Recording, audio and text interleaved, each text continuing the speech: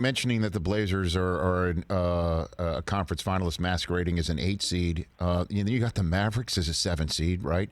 You've got, the Rockets right there in the middle of the pack. You see what the Jazz and the Nuggets are doing to each other. We all know the Clippers have George and obviously Kawhi and others.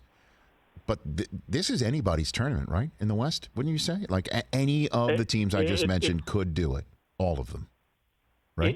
In the West and the East, too. I mean, I wrote the start of all this on Monday that it was the most wide-open a field has ever been. There is no favorite in all this. It's just because of everything that's happened, it's impossible to, have any kind of confidence in predicting even a finalist from either conference. The West, though, could get especially wild. I mean, if you're the Clippers, you're at practice today, saying to yourself, we are, one stupid Kristaps Porzingis technical foul away from being down 0-2. I mean, they were up 5 in that game 1. The Mavericks were before Porzingis went out, and Luka just got gassed down the stretch and couldn't hold on. The Mavericks are right there. I mean, they could have been up 2-0 in the series, and for a young team, you're giving them a lot of confidence going into this game 3. So you've got to be really anxious if you're the LA Clippers, and you've got to start making some adjustments out there, and you've got to hope that Montrezl Harrell gets his win back as we get into more of these games.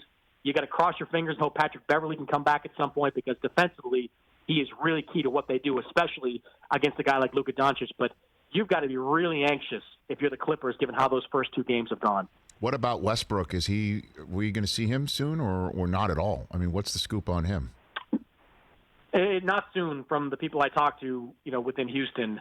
The concern in Houston is not the state of his injury right now, but the likelihood that if he comes back too soon, you get a more significant version of it.